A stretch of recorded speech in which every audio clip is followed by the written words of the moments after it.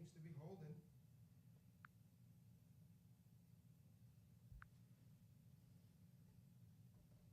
I'm gonna go with you. I'm gonna go with the intro. Okay, Ken, ready? Okay.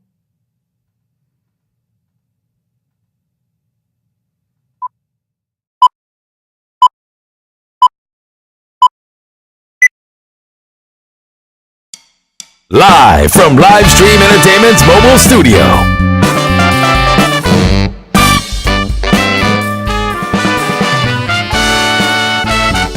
It's the best damn internet show.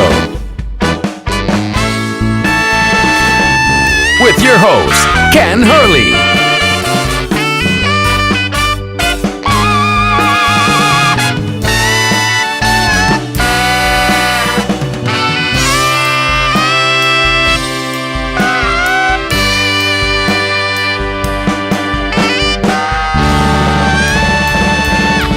And now, here's your host, Ken Hurley. Ladies and gentlemen, welcome to the Best Damn Internet Show. My name is Ken Hurley. And as always, my guest host is Steven Sperling. Say hi, Steve. Steven Sperling, yes. Coming to you live here from, where are we? We are, I can't read that. We are, we're You guys in Florida? we're in Florida. We're somewhere in Davie somewhere. Where did we break it? We broke into this place. Where are we supposed to be here? They had live internet. That's where we're going to do it. It was on the door. We're going to read it in a little bit. Folks, we're very happy to be here live with you on the interwebs. And this was the plan all along. Can't keep us down. Episode 3 of the Best Damn Internet Show. Steve, what's been going on in your world, my friend? Oh, my world is as empty and bleak as ever, I'm afraid. Amazing. You know why? Why? What happened? You know why? Because the news is very depressing. The news is very depressing. Yeah, aren't you a big fan of spitting? I know I am. Well, it depends Are you on. a big fan of spitting? All depends on the circumstance, my friend. Why? Well, What? there's What's a lot of anti-spitting. anti-spitting? There's a lot of anti-spitting hate crimes out there. There are two. We've got one where a fast food manager murdered the customer who spit on her. Murdered Don't you him. think that's an overreaction? Yeah, it happened before or after he paid? That is a good question that I don't think. Because one would be this proactive and the other would be no. I'm just playing. It's not proactive. Yeah, Don't this don't murder inadequate people. news site Good doesn't one. tell us the important stuff. All we know is that in Tulsa, Oklahoma, a fast food restaurant manager in Tulsa was arrested after she allegedly shot and killed a man who threatened her and spit on her. Police say. Wow. Well, So it spitting is pretty happened harsh. in Man. Arby's. Spitting is pretty harsh. Like I know Is it? that you really ramp up. If you're arguing with somebody and you like people at home, you can tell me what you feel like if you're in the comments about how you feel about it. But I feel that if anybody spit on me, it's kind of like it's go time. Not that I want any go time, and I try to avoid situations like that before they get to the spitting. But yeah, spitting is, I don't know, unless it's like an old Italian grandmother, because I've seen some that kind of do that, and they're warding away evil spirits. Yeah. So if I'm talking too sibilantly and I accidentally spit on you, you're going to shoot me. I think it's Is that more what you're saying? the intent of the spit. Oh, okay. Okay. Well, you're doing it out of maybe she was hate. mad at the intent. Well, maybe that's maybe that's where they find out if. I can't believe we're talking about this. Maybe that's going to find out my the mouth gets intent of really the spit dry. is how. Well, they were like, "Ma'am, he just spits when he talks," and then she's like, "Oh, now I feel Okay, horrible." well, this other story doesn't seem to have a bad intent. Mhm. A man was shot early Saturday after this is in St. Louis. A man was shot early Saturday after he rolled down his car window to spit, and men in the other car began yelling at him. All he did was roll down his car window to spit. See, I think these are anti-spitting hate crimes. Maybe it's all about perception. We're starting to get bigoted against spitting. Could be. It could be the next big This thing. happened in St. Louis, so We have to watch out for St. Louis and Tulsa. Well, I mean, did he spit on the Oklahoma guy's City. car? Did the guy? I mean, did the guy spit He aggressively? just said he rolled it down to spit. I don't even think he did spit. Oh, wow. They shot him before. Oh, they even thought had he a was chance starting. to They spit. thought he was starting smack. Well, that's horrible. The guy, like, just intent. You know what I mean? I guess it really comes down to intent, like what they think that you're all about. What's this guy doing? Anyway, rolling down that his really window. depressed me. What's this guy I rolling found- down I his found- I window found that for? Is he very- rolling down his window to yell at me? It's like bang! Oh, dude, he was just gonna spit. My bad. Then he drove off. It seems a little aggressive or a little overboard with the whole spitting thing. Okay, fine. Fine. I was hoping you would sympathize with me because my mouth gets dry. I like to spit. I like to spit on the sidewalk, and Some places feel that's like now I'm totally gonna get illegal. shot. Like, I do believe there's like countries where that's totally illegal to spit. I have to look that up. Are you kidding me? No, I'm pretty sure. We're, that we're you getting get to be in arrested. an authoritarian world here. No spitting. We're getting to be too authoritarian. Yeah, I'm pretty You know sure where that we you need could to look that go? up. We need to go to the moon, and Again, I guess we need to depending go to on the moon again. uh, And we've never been. Is that what you're saying? depending on your, yeah, it could be for the first time, depending on your point of view. I mean, some people think we haven't gone yet. But Vice President Mike Pence today called for American astronauts to return to the moon in 5 years, laying down a challenge comparable to the 1960s space race. You know, even if we go back, I think the conspiracy theorists are going to think that we really didn't go. So I don't even know if there's a point to go. Well, now But I would like to CGI's. go. The big argument that I had with, well, not the big argument because I don't have arguments with things like this. I have so many other things to do in my life, but so there is, I guess it's fact that nobody actually has a full picture of the Earth in space because of the closeness of the satellites, right? So they're saying that all of these pictures are composite pictures from all these different angles that they put together to get a real life rendering. So somebody says their argument was that, yeah, just because they do that means it's not real, that all of those are CGI and they put them together. So we're not even really in space like that. And that's that whole round Earth thing. That's how people they do that. They're just putting together composite pictures of round edges, and when they put them together, it looks like it's round when it's actually flat. We could be living the Truman Show, We could be. I guess. Actually, I think the best statement that ever come out of the Flat Earth thing is somebody, I think it was the vice president of the Flat Earth Society, said that you have no idea how many members there are around the world. And I said, say that again. Around the world. Anyway. Around the world. I was like, and your point? See, it makes you think it's just a joke. It really makes you think that it's just a joke. Is it? But I know some people are really sincere about it. I do too. But I I do too. I'm grew trying up to make hearing light about about the it. Flat Earth Society. Do you remember hearing about the Flat Earth Society when we were younger? No, I didn't actually hear about that until a few years ago, actually. I didn't even know it was a real thing. I thought it was like somebody trolling somebody talking about the Flat Earth Society. And I'm not always into thought it was sort of half of a joke. Yeah, me too.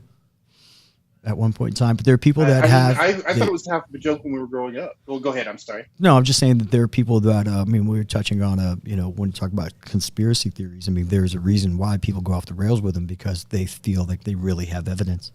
So when you're talking to somebody about that, I mean, that's their thing. You know, their eyes have been open and there's no way that you're going to close them. That's how they feel about that. So I find it interesting to, I never try to debate people like that because that's their feelings, but I do like to listen to, sometimes just how far out they're going with their theories. Some of them are pretty crazy. Yeah, Or, not pretty. I don't want to use the word crazy. Some of them are pretty interesting. We'll put it that way. Yeah. Yeah, they have a lot of interesting facts that are interesting in themselves, even if they don't prove anything. For instance, I've often seen a clip of someone from NASA who says that we don't have the data to go back. We lost it all. And of course, they think that's very suspicious. They think that we never had it. But it's still, either way, it's still incredible that we lost all that data. That just shows you the government probably should not be involved in going to the moon. There's too much bureaucracy. There's too much. Yeah, we need to leave things like that to Elon Musk.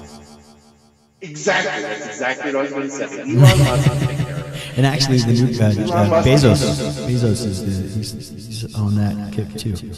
I guess that's what happens when you're a supervillain. When you get to be a supervillain. Man, if we get Musk and Bezos and Gates and who else is rich? Soros, Rothschild. Actually, from what I understood, the people who are the richest, you don't even know who they are. And that's kind of like how they like to keep it.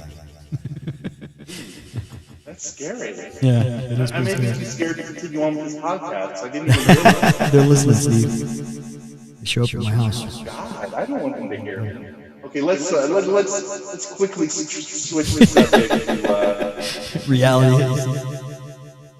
Yeah, I'm getting a little disturbed here. I'm shaking in my boots. I hear you. I'm not even wearing boots. Exactly. This might be a little personal for you, Mm-hmm. because I know this has happened a few times in your life. It says here that a woman in China has reportedly given birth to twin boys with different fathers. Oh, hold on. Something going on? No, go ahead. We have an echo on our broadcast. Trying to cut down. Is it me? Am I echoing? Don't know. Okay. It's gone. Should I go ahead? Yeah, go ahead. Okay. Huh? You know what that echo is from? What's that? You're listening in on it. As soon as Steve starts talking about the government listening in on us, we get a crazy echo on the back there. Coincidence? Wild. I say not. Okay, we definitely need to switch this subject. Right. Okay. Now, How's it get your attention? Like I said, this, I believe, is a little bit personal for you. It's happened a few times. A woman in China has reportedly given birth to twin boys with different fathers. Wait, so wait. You said twin boys with different fathers. Twin boys. Yes. Same. Okay. Yes. Twin boys with different fathers.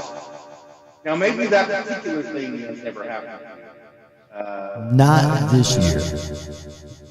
Actually, what I kept having was the same father with different mothers at the same time. Now that would be an interesting story too. But apparently this is possible. Just go to Pompano, Florida. Go ahead. Yeah, two little swimming things. I don't even know. At the same time? Yeah, so that means she would she leave one party and go to the next?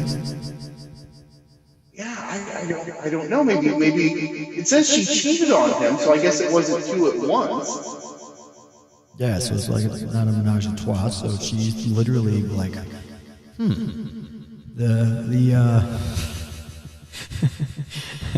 that's okay.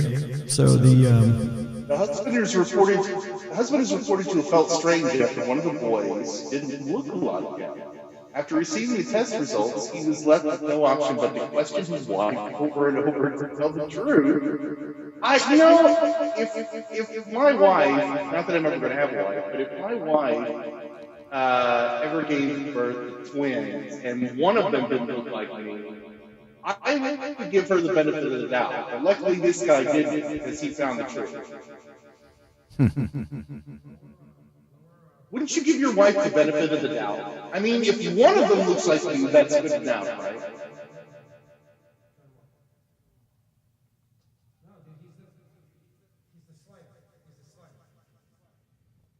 turn it down like that. Better? I did. Can you still hear him, Steve?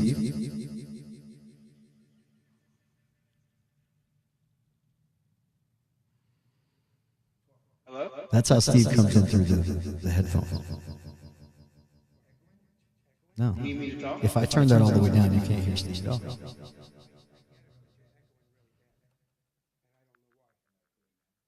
How about now?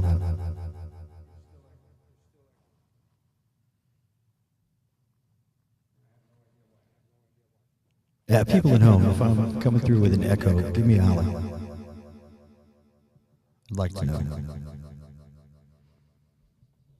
I know what's causing it. What's that? I'm afraid.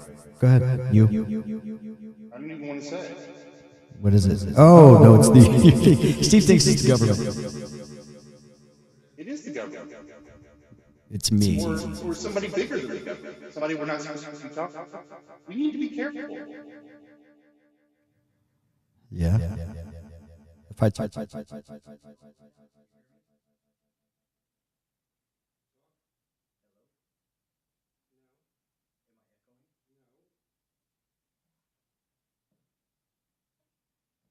don't know what to tell you.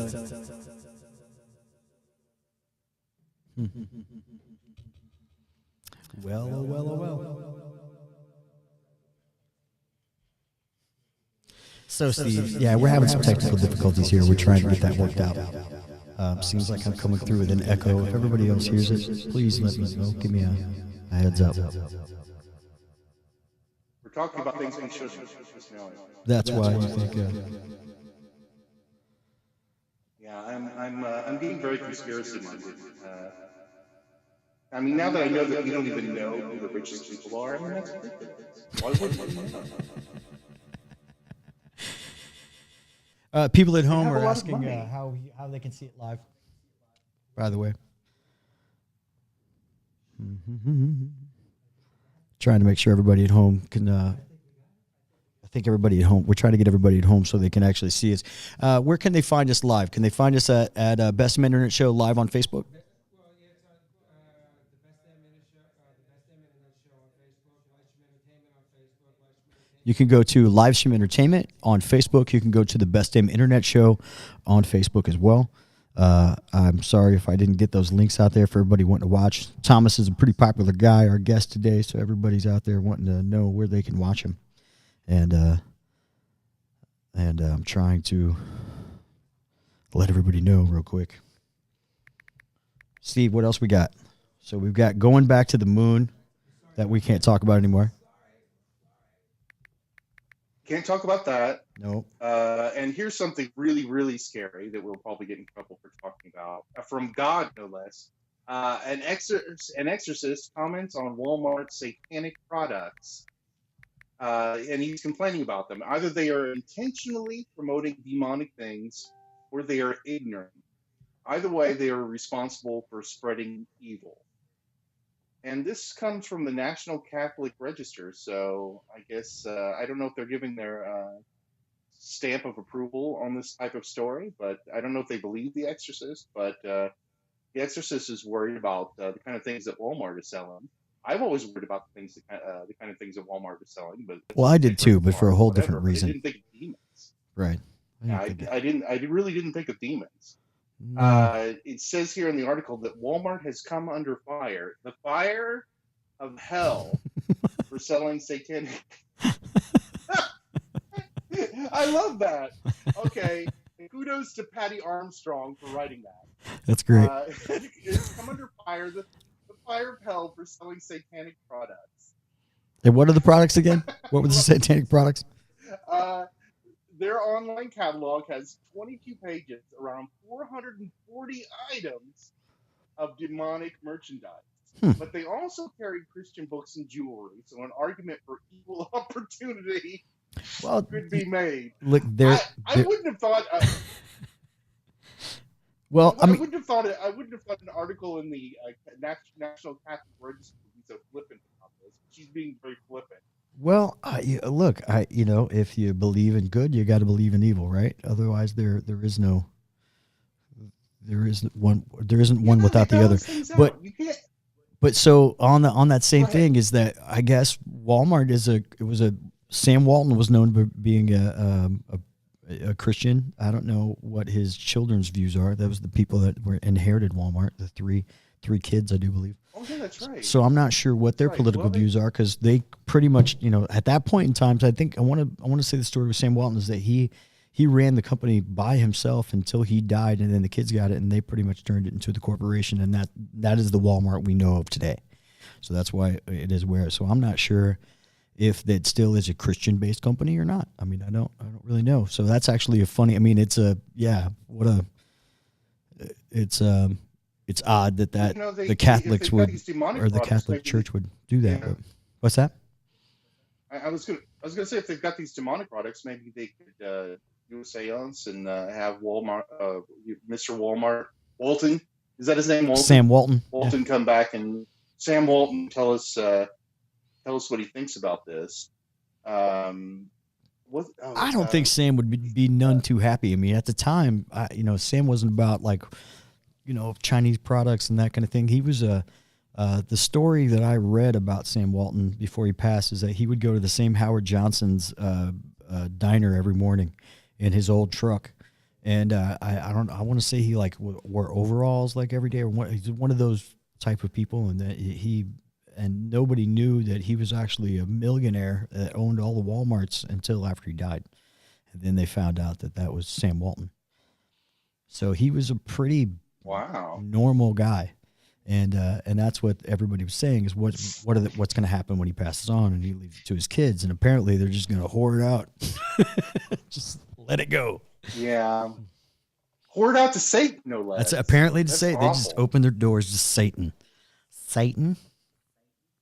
That's how I have to say it if you're an evangelist. Yeah, I think we're dealing a lot with death and yeah, man, pretty bleak today, Steve, with you and the it's all about death and anything upbeat that you want to talk about? Well, this isn't very upbeat, or maybe it is upbeat. I don't know. Maybe it means you kind of live forever. This is actually just a tweet that I just found right before we went on air, and I wanted to ask you about it because you might know something about this since you're involved in the music scene. Okay, Paul Joseph Watson tweets out, when some of the most popular and lucrative concerts now revolve around holographic projections of long-dead pop stars, is it time to accept that we've hit a cultural dead end? Now, I wanted to ask you, is that something that's happening a lot? I know that happened once with Tupac, but are we having a lot of concerts with holograms? We are having more and more. Places like Coachella and things like that. Like Frank Zappa's getting ready to go back on tour again, even though he's no longer with us. They're actually going on the Frank Zappa hologram tour, which they're going to have Frank Zappa as a hologram. And there is something to be said about that, as of certain artists, I think, are. Back in the day, you can count the top rock stars on two hands. I mean, there's 40 guys, maybe, of bands that were just like it. Now there's a billion. Now you have all these platforms, SoundCloud and everything, and anybody can be a rapper overnight. Anybody can have electronic music overnight. I think it actually says something about the type of shows that I don't know if, I'm going to go way on a limb here, but if you go to an electronic show, I think it's kind of drug culture that I don't know if anybody actually goes to a DJ, like a Ultra and things like that, because the music is uplifting, that the music is so original and so, he drops the beat totally in a different spot than everybody else does. He's so original. Most of the DJs now, it's all pre-recorded, so you're just hitting a button. And if you actually look, like I posted this thing a couple of days ago with this DJ who was up playing, and he was moving around and touching buttons. And the camera zoomed in, and whatever he was playing with wasn't even the board that he was on wasn't even plugged in, so it had no power. So there's no way he could actually have been doing anything. And he was actually just playing pre-recorded music off of an iPod. So, and that's where a lot of those music people think that, like, Paris Hilton, when she gets up and DJs, she's not making music there. She's playing music that was that was made. And a lot of it's not even her stuff. She's just up there because she's Paris Hilton. So I think that has a lot to do with the energy at venues. So when you're playing live music, when you're playing real music, and you've got a real guitar playing out of a big old amp, and that, there's no mistaking that, like the energy that the guy is giving and the energy that the crowd is giving, and it all turns into one big, massive, ball of energy, and that's what concerts are all about. It's about that energy. So yes, I think that when you're trying to recreate that by bringing bringing back people who are dead and gone, to try to bring that music back, to get that feeling back, it says something about where we're at right now. I do believe that. You can't, there are times when you go to the club or you want to go to a dance club and you want to dance, and it's great. That's fantastic. But, live music is still live music. And so we're not talking about bringing back they're not bringing back like Paul Oakenfold, who was a famous DJ from the 90s. You're not sitting there watching that guy touch buttons. You're watching like Frank Zappa play guitar and be Frank Zappa. So, that's my 2 cents. I don't know. I think there is something into that. It's live dead. That's just so. Well, they're trying to recreate something that doesn't exist. That kind of. Yeah, I sort of relate it to the old movies that I love so much. I mean, in a way, we're bringing back dead people. When I watch Casablanca or Double Indemnity, I'm watching the shadows, and I think that's a different thing. People. I mean, that's a different vibe, that's a different feel, and I think you like that. Yes, very much. A lot of people, when they watch those shows, I know my dad, he loved watching old westerns, and there was something about, it's not that the westerns were amazing, it's that where it transported him to when he was watching those. And that's the same thing as like when I know people, they're very nostalgic about bands, like the bands from the 80s. It takes them back to that time that they love so much, and they can picture themselves in that cool car with that cool haircut and those awesome jeans and whatever, the band shirts that they love so much, and they can remember being at that show every time they listen to those bands. So I get that. I'm the same way too. I got stuff that totally. That's one thing about good music, is that it'll teleport you back in time. So. Yeah, to recreate that, man, there's something about that. Even a brand new movie is taking you back in time, because the actors typically did it about a year before. So it's not like you're ever totally seeing something live. Yeah, it's like we're going to take you back to 2018, ladies and gentlemen. Hold on to your seats. God. Remember that time, 2018? The memories I have of 2018. Yeah, right. Fall of 2018. It seems like forever ago. Okay, I think we're gonna be having our guest coming out here in about 3 or 4 minutes. So you got anything else we want to touch on, Steve? I thought you had this funny. Well, we're so depressing so far. I thought you had something about what was it? Go ahead and tell me what you were telling me earlier. Oh yeah. Now this might not be depressing. I don't know, depending on what kind of. You have a way about you, Steve, that it just may be depressing. It's all in the delivery. That's my function. That's my function on the show, isn't it? To depress everybody for half hour. And now we're going to bring everybody down real quick. Yes, by contrast, will seem more exciting. Right. We've got 2 stories of synthetic drugs. We've got one from, I think they're both from The Guardian. That's a British paper. I don't know if you're anti-British or not, but no. If you are, too bad. Okay. I just know some people don't like that highfalutin accent or whatever, but I think some of the British people can be pretty cool. Scientist David Nutt memorably said that alcohol is more dangerous than crack. Now he is trying to invent a healthy synthetic alternative, and the race is on to get it to the market. Okay. So we might. So let's backpedal. Let's backpedal for 2 seconds. So he's saying that alcohol is more dangerous than crack. Correct? Yes. So his yes. Solution is to make a different type of alcohol. Is that what you're telling me? Different type of alcohol. So it's still alcohol. Yeah, because it's just fake alcohol. It's still alcohol. It's fake. So I'm guessing he thinks it'll have the same effect, but it will not addict you worse than crack addicts you. Yeah. So I smell so many holes in that something to do with small statement. So we're gonna make a non-addictive alcohol that, yeah. So can you Still be get you addicted? drunk. Can't you be? Yeah, still get you drunk. So can't you be addicted to the part that gets you drunk? Like the overall feeling. It's like I don't know of anybody who That's what I would have thought. Right. So maybe it's horrible. Maybe it's alcohol that I just. get addicted to watching movies. So is there a non-addictive fake movie that I can watch that won't Yeah, anything in the cause '80s me? that had a dog in it. Pretty much. That's definitely a fake movie. That's I don't know definitely a if it'll have synthetic the same movie. effect. Right. Anything with a talking, any kind of animal, is pretty much the recipe for not getting addicted to that sort of thing. You know, on that same on that note, we're gonna hang up for right now, and we're gonna have our guest for this evening come on, ladies and gentlemen, from a local boy right here from South Florida. I heard about this guy years ago when I started doing music, and the first thing that I heard about this guy was that they mentioned him synonymously with his charity work. About they said, you got to meet this guy Thomas. He's you'll like him. You're his kind of people.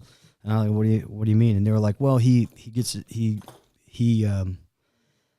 not selfish about doing charity work. He likes to do charity work. He just enjoys it, and it's kind of cool. You know, he's a super nice guy, and what he does is pretty neat. And ladies and gentlemen, I want to introduce you to my friend Thomas Volturo.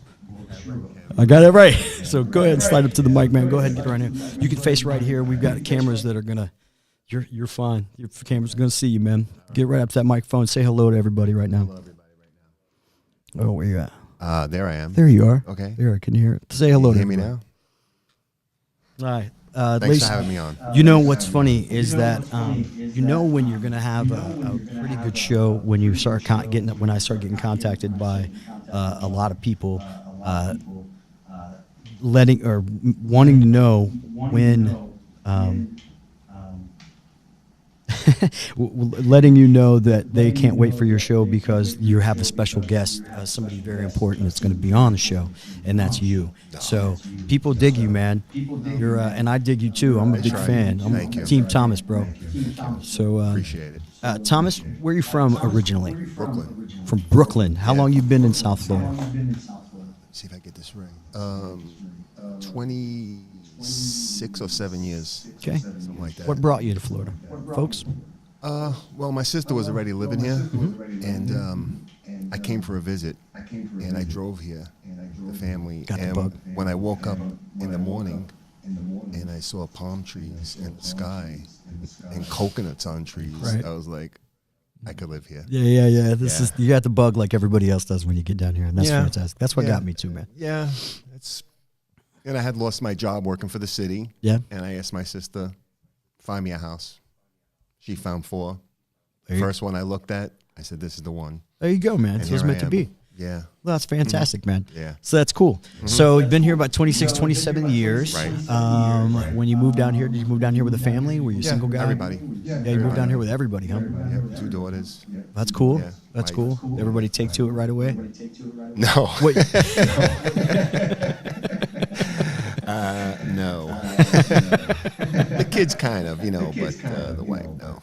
Yeah. She missed Brooklyn, real Brooklyn Hey. Italian people, Take the girl out of Brooklyn. Yeah, Take the Brooklyn that's what girl. happened. I hear you. No, Brooklyn didn't come out of anybody. No. No. You, I can tell you. Still It's all Brooklyn. there. Yeah. No. Yeah, well, you hear it? I don't I hear hear it. anything. Yeah, of course you don't, right? Of course you don't. It's weird. I find myself I really don't know if I have an accent because I came from kind of all over, and so every now and then I'll have somebody be like, "Oh, you're from the Midwest," and I said, "Oh, really?" I think it's pretty generic. I can't figure it out. Right? Yeah. I worked on my diction when I was younger. I was born in Kentucky. Oh. So if you talk to all my cousins, how y'all. Really? Oh yeah, pretty heavy, man, and it's honest. They come out really honest. So I tried not to. I don't know.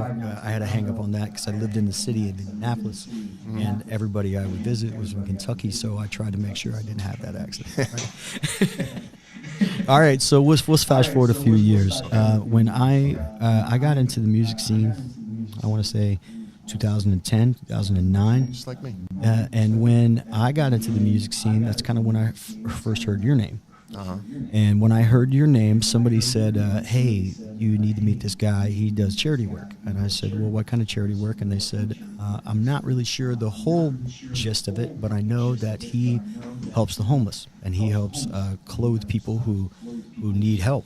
Or actually, that's kind of more what was put up there. He said he helps people that need help, Right. and I Yeah, kind of it's not didn't only know the really, homeless. right? And I kind of had to fill in the pieces because I never really talked to you before. Right. So I think there's a lot of people out there like me that that was really intrigued about what you do.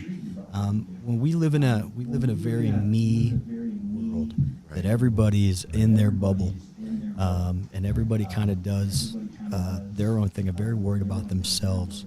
So to meet somebody who is so generous about what they do and their time, and especially when they're not getting anything for it other than the fact that they're doing something awesome. That's it. That's very rare. I don't make 5 cents doing it. What got you started in this whole thing? I have a very dear friend. Her name is Sammy. She's a social worker. She's a clinician. She treats people with dual disorders, things like that. And one day, about 5-6 years ago. About 5-6 years ago, I didn't even know.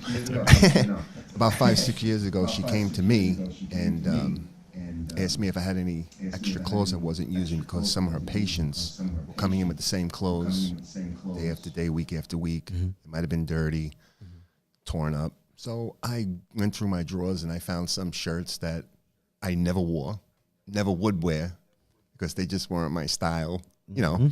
Presents, things like that.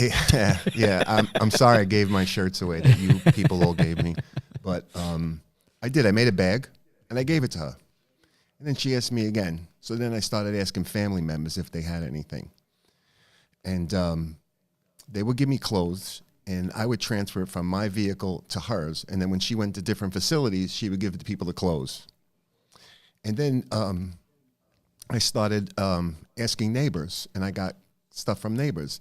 Because this isn't a one-time thing. She's constantly dealing with this, so this is a constant, ongoing situation. Right. So I would transfer everything to her vehicle, and she would give it out. Well, she took on a new position somewhere else, and she couldn't do that anymore. She said to me, I can't do this anymore, so you're going to have to do it. I'm like, I don't know what to do. I don't know where to go. She goes, you're going to figure it out. And knowing a lot of people in the music community, I'm not very savvy with the internet, Facebook, and all that. But I see friends who have bands. Sure. They create pages and they make posts. So I said, maybe there's a way of me reaching people who I'm not knocking on the door or calling on the phone to get close. So I says, I'm going to make a Facebook page. I didn't know how to do it. I stumbled on how to do it. But then I realized you have to have a name. And I was thinking, you know, it's got to be something not silly, but catchy. And people who would introduce me to their friends would say, this is my friend Thomas. This guy would give you the shirt off his back. Right. And that's where it came from. It could have been a better thing. And for all those people whose shirts he gave away, he did the best thing he could with them. He paid it forward. He gave it to somebody who was going to use it. So yeah, you know, a lot of people, they'll, you know, when I do go out and give clothes out, I always ask permission of the people I'm giving to, can I take a picture? Right. So I'll take a picture of someone holding up a pair of shoes, and a woman will comment, those were my son's shoes. That's fantastic. And they feel good about it. Yeah, of course they do. You know, there was one time when I was handing out clothes to maybe 100 people, and I had no shoes with me, none. And a guy came up with busted up flip-flops. And he goes, hey, man, you got any shoes? And I'm like, no, I have nothing. I'm so sorry. I felt terrible. But then I realized I had a pair of my shoes in my van. Right. I said, wait here. I gave the guy the shoes. This guy dropped to his knees holding up the shoes. Probably one of the best days ever going out. Absolutely, You know, man. that I was lucky. I was happy that I had that. I always try to keep clothes in my van because if I'm driving and I see somebody, I pull over. Yeah, that's what makes you you. You know, I grew up that way. I mean, Were your parents like that? oh yeah. Yeah. Who was the There's always an instigator. Who was the instigator? Your dad Well- or your mom? Well, at a young age, I'm going back in the 60s, right? I would maybe I was like 7 years old. We had a neighbor around the corner. Her name was Antoinette. She was a widow, and she had a Something tells me you grew up in an Italian neighborhood. Is that? Italian Jewish. That was it. It was Well, we are my talking neighbors about were Brooklyn. rabbis, and next to them were Italians. Right. That's what it was. hear It was great when you walked up the block at around 5 o'clock and everybody was cooking. Yeah, it was the best time Yeah. ever, right? Oh. Yeah. So my mother pay says for to that. me, she says to me, go around the corner and give Antoinette this $20 in like 1966 or something like that. $20 is a lot of money. Yeah. And I remember going around the corner and handing this widow who had a daughter around my age, and I don't know the correct term, but now they say special needs. I don't know. That's special. I don't like needs to is label correct. people. No, I understand. But when I gave Antoinette that $20 and I saw her face, I knew this was a good thing. And it just stuck with me. And I kind of say I never stopped. Well, you know what I found is that every time I've been lucky enough to be involved in some charity work, and I say lucky enough because what you find is there is a reward. People say that you get nothing from it, and that's you get nothing monetarily from it. And the reward is so much better than anything that you can't buy this kind of feeling. Right. And the feeling that you get is the feeling of the unselfishness, good spirit that you feel when you do that for somebody. And what people don't realize, as most people that don't do this sort of thing, it's contagious. It is. It's when you do it once and you get that feeling. Forget getting likes on Facebook. I read this whole thing about they were talking about the social media is addictive, and the reason why it's addictive is because you get a shot of dopamine every time you get a like. Right. You get that sense of I get whatever. that, yeah. You know what? 10 times over, 100 times over is doing charity work, being able to do something, being when you go and you're just given, I think my only big talent in life is I got to get the gift of gab, and I can talk to people. Right. And this is why I'm trying to do this, is that I'm trying to use what I was What you're born good with. In a good way, and try to help Yeah. out. And that's the same way I do with charity. Yeah. So I did the same thing. As I was like, well, I'm good at emceeing. And I'm genuine about it. I really enjoy that. And once I started doing that, I just couldn't get enough of it. Right. And I'm sure that's probably giving away your first shirt and haven't seen the look on somebody's face when you gave somebody who has nothing. Yeah. And you give them that shirt and they It look at is. you and you're just like, oh. It is rewarding. I mean, I don't do it for the reward. No, and but sometimes I it's- feel that's- guilty about it. I call it that's the side. Yeah. You know what I mean? That's I've kind of like the. I've expressed to some people, close friends, that I feel guilty when I feel good about what I do because I don't do it to feel good, and they tell me you it's deserve still- to feel but good. Exactly, because you're doing it for the right reasons, and you're the right. That's totally the right way to think about it. But it is such an awesome thing to do. So although it'd be different if you were like the guys I see. I love it when I see celebrities. They take a picture of them. Not with the families that they're helping, not with them with the families they're helping. They take a picture of them with a big check, and they're like, "Look what I did today." You know what I mean? And there is a little bit of that. You're like, "Yeah, he did do something good, but did he really do that for himself, or did he do that for the good of the people that he's really helping?" Because you can tell the difference is the other people are. It's less about them and more about what they're doing, and I honestly believe that you are the kind of guy that are doing it for the better part instead of doing it for any of the rewards that they say you might be getting. Am I correct with that? Oh, very correct. The only reward I really kind of get out of it is when I lay my head on my pillow at night and I know I've done something for somebody who can't do it for themselves. Good night's sleep, huh? Yeah, I feel good. I actually have a smile on my face, Yeah, man, you should. Yeah, I mean, everybody has struggles. I have struggles, and people need people. I always say that. It doesn't matter where you are on the social ladder, what your bank account is, what you drive. Everybody needs people. Treat everybody the same. Treat people the way you want to be treated. Should. You help a guy out. The guy needs help. If you have the ability to help him, how are you going to pass him up? I can't. Right. And that's what I do. And that's paying forward. It's the way, you know what I mean? yeah, I mean, that's what you should do. It's the way I was raised. Yeah, I have a family that has supported me in so many ways. If it wasn't for my family, I might be homeless at times. Right. Oh, sure. Absolutely. Oh, yeah. I think everybody has a similar story.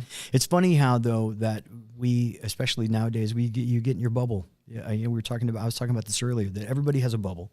And everybody has, it's funny, is that everybody in your life, and it doesn't mean you're wrong for doing it. It's not a good or bad thing, but everybody has those things that you find that are important to you, and you put them up in your little bubble. And those are the things that you find that you find important. I find this charity more important than this charity or whatever. Doesn't mean you're bad. It means that, but you'll judge this charity or whatever. Doesn't mean you're bad. It means that, but you'll judge somebody else for their work and what they do, instead of being, hey, I see more of the similarities than the differences. It's not that he's helping somebody different than I am. Yeah, that's what I saw. So it's like, if you get past the bubble part, you get past the part of what you feel is more important to you, and you can look at other people and know that they're giving too, just in a different way. Yeah, and people just are so happy to give. Yeah, it should be. It's pretty cool. It is cool, man. I brought somebody a mattress the other day, and the kid's mattress springs were coming through. And I knew a woman in Coral Springs who had a mattress. I called her. She still have the mattress? Yeah. So I'm going to get the mattress. I see the kid laying on the mattress. Makes me feel good. Makes him feel good. The parents feel good. It's not only homeless people I help. I could get a request from a family that might need a refrigerator. They contact me. Thomas, I need a refrigerator. I put the call out on Facebook. It didn't take 10 minutes. Somebody contacted me. I got a refrigerator.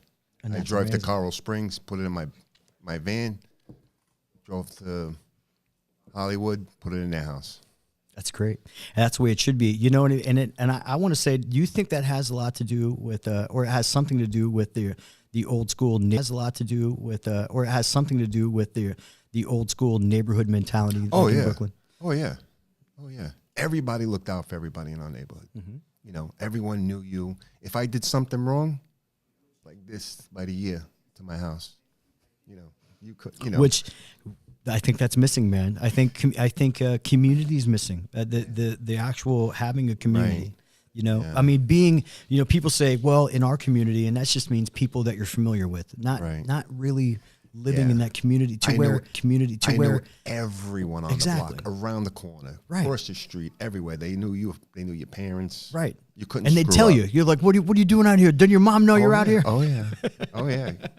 Get home. Yeah. And I think that has a lot to do with it. And I think times change, man. We are different. We are in a different world. Like I said, everybody hide behind Facebook, or I use Facebook. Everybody hide behind social media. Right. Everybody in their own little bubble. Everybody worried about them and what new shoes and what new car and all that. And community.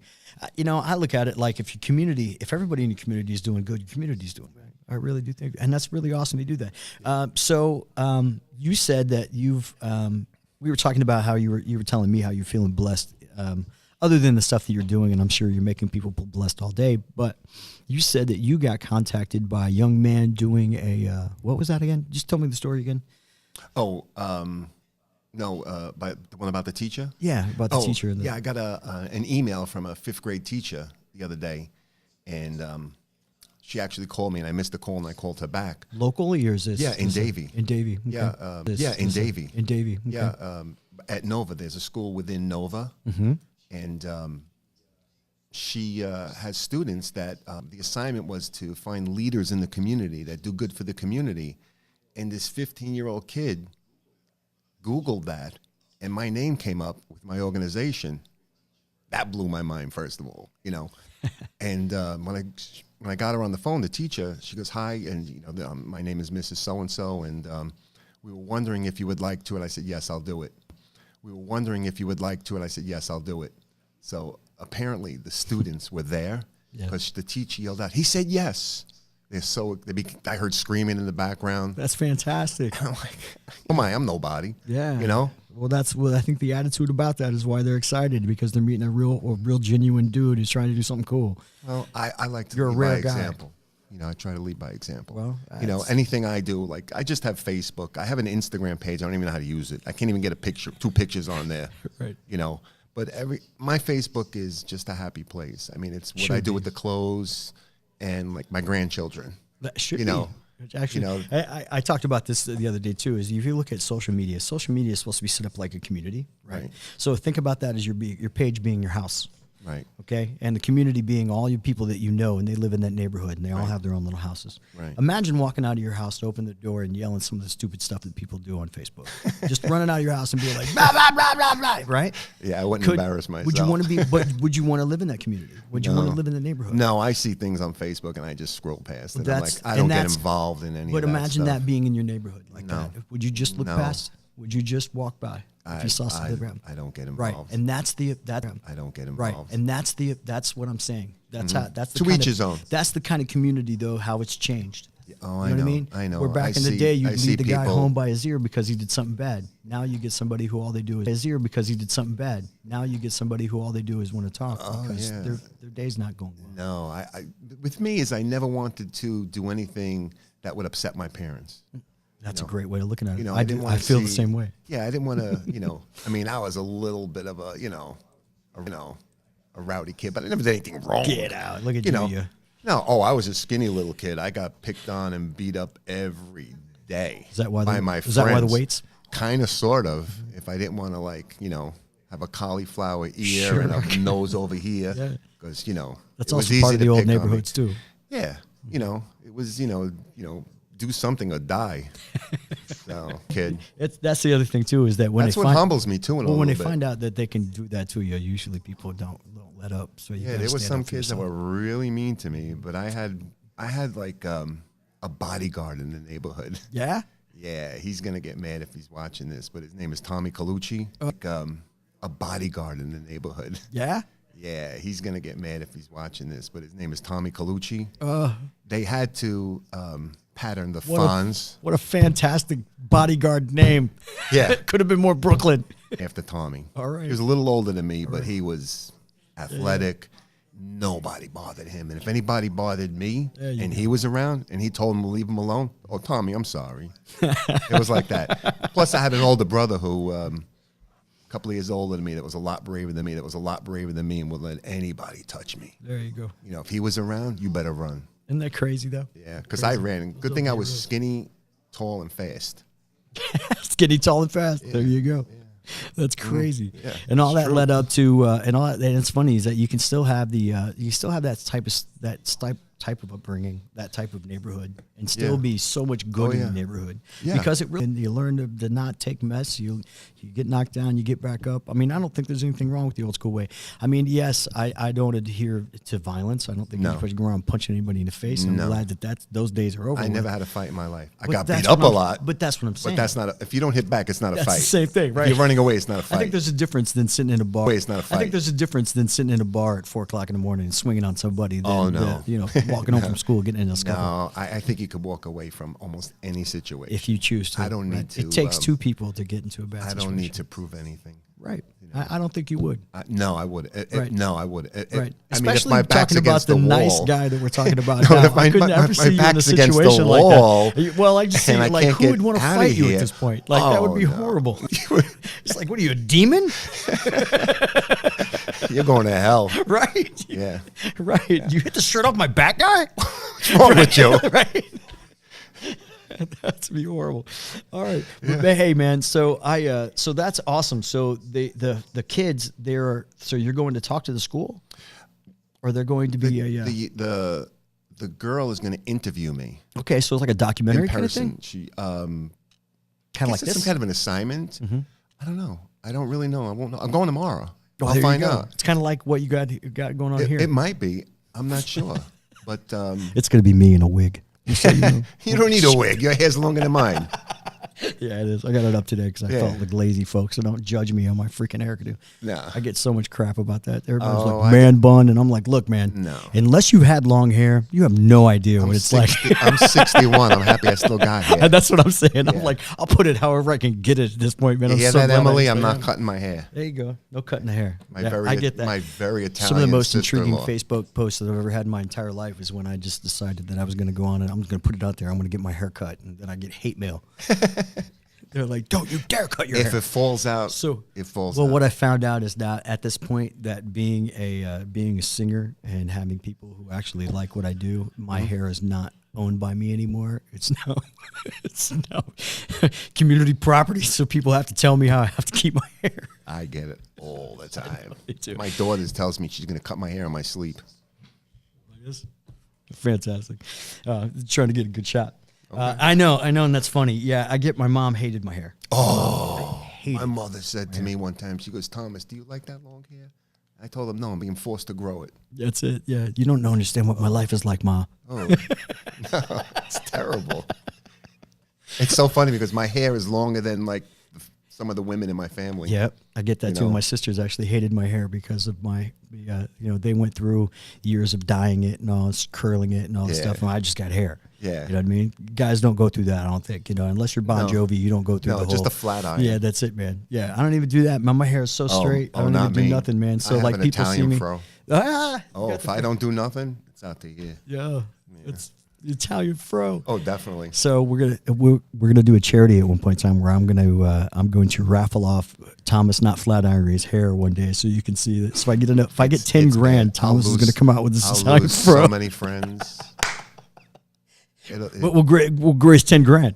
Okay, that'd be good. I could get a storage unit. That's That's what I'm working towards. I need a trying storage. to get a storage unit. Oh, I definitely. What need else are you trying to storage. work towards, man? What are the plans I would- out of the? I'll share off my I'm back. working on getting my 501(c), Okay. the not-for-profit. You Right. know, unfortunately, you have to pay.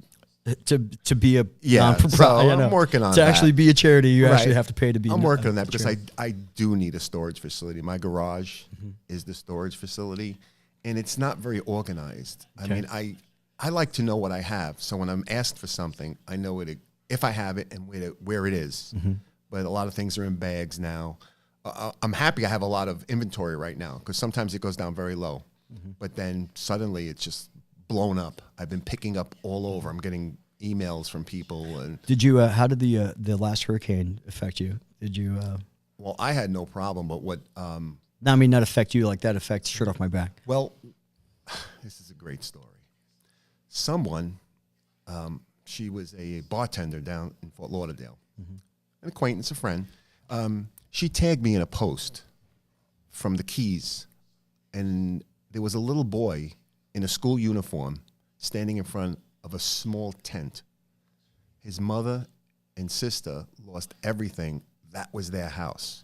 Those were his clothes. And she tagged me in it. And that's when I knew I'm going to the Keys.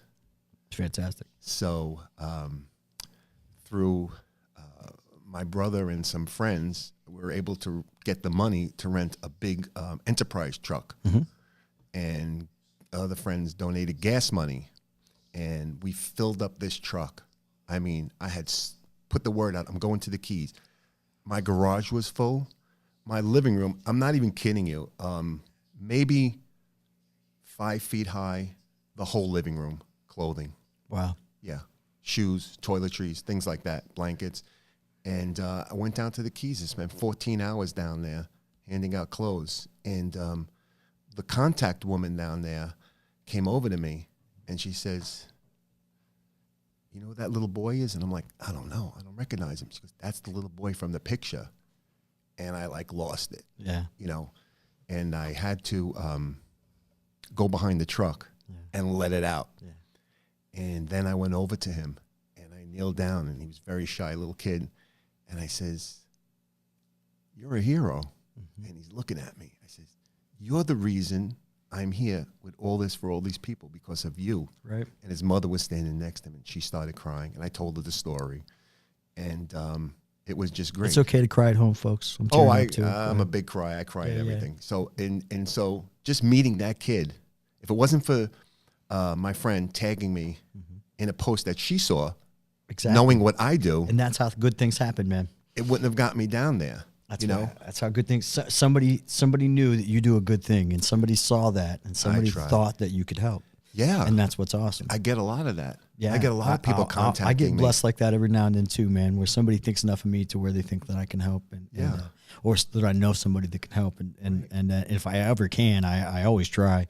You know, But yeah, that's That's a good I thing. get- And I'm nowhere. I don't. And for those at home, I'm not trying to put myself in any kind of the same category as you. Oh, no, I'm not in all, that all I'm category. trying to say, no, I mean, because you really do a good thing, and you really are a genuine dude who doesn't. I mean, this is the real. This is the reality of this whole thing. In case you don't understand the levity of this, he's just a guy. It's just a guy from South Florida who calls people and says, "Hey, man, do you have anything to donate?" And then you go and you get those things and Right. yourself with your own money, with your own Right. gas and your own vehicle. Right. You store them at your house, Right. and then you find a way to distribute those to regular people. Right. It's not. You don't have a team of people. It's not the Goodwill. You don't have Nothing. a store to It's where you're pretty storing much these things. just me. It's just you. Yes, but I have had help on the business end from family members and some friends because I don't know nothing about business. Right. Nothing. But that's what I'm saying about the whole thing. Yeah, I mean, and it's great that you have that you have the forethought of like, yeah, I'm going to need some help with things like this. But Yeah. all the hard work, Yeah. the hard work. Well, for me, the hard work for me is setting up a business, which I had to do because I have a cousin who I think lives in Colorado, my cousin Vicky, and I want to say about a year ago, she sent a check, and the check was written out to the shirt off my back. And you're like, how am I going to cash it? What am I going to do with this? Right. So I didn't know what to do. So I just walked into Bank of America and I said, how do I cash this check? And if it wasn't for my brother or my nephew setting up, helping me get incorporated, I wouldn't have been able to walk in that bank. Sure. So, everybody in my family's the smart What's one. funny though is a lot of people would find that would be the easier part.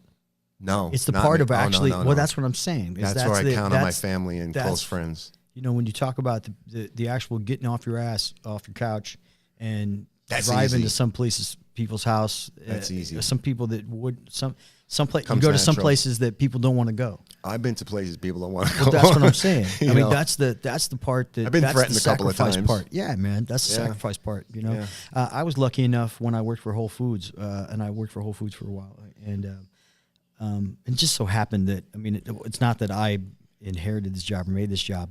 What they do is like a couple of days before a product goes bad, like a Right. perishable product, Right. they give it to a charity, and the charity will come and pick it up. And so Right. part of my job was getting everything together from the store, Right. and giving it to and making sure that they got it. Right. And I tell you what, I didn't do anything. It wasn't my food.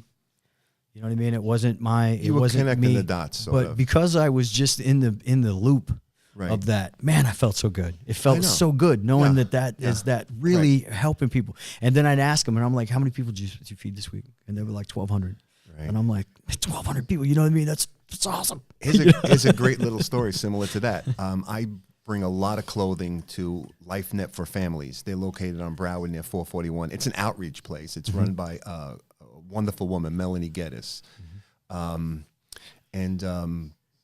She contacted me, I'll say about 2 weeks ago. She goes, "Thomas, I have 1,000 sandwiches that we can't use." I said, "I'll be right there." I went and picked up, I don't even know what 1,000 sandwiches look like, but I found lot of out sandwiches, they Thomas. fill up like a lot of my van. Yeah. You know, it's like, look at all these sandwiches, you know? So I didn't know, of course they're perishable, so I needed to Now. get these somewhere now, you know? So I contacted my friend Sammy, who is the reason there is a shirt off my back. If it wasn't for her, I wouldn't be doing this. Right. She's a very resourceful person. She made a few calls. She says, "Try here."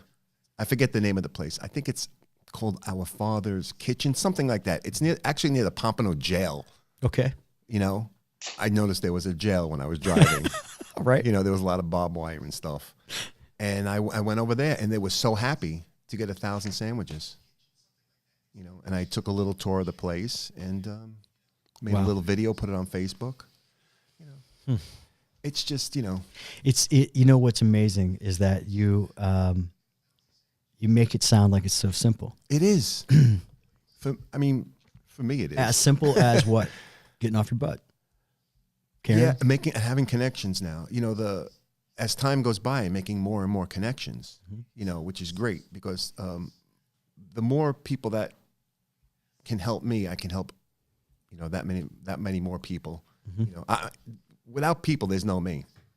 Well, yeah, without people donating. I don't make the Right. stuff, so right. It's like with the when I did the charity, all I'm doing is talking. right. All I'm doing is talking. I'm not doing much. I mean,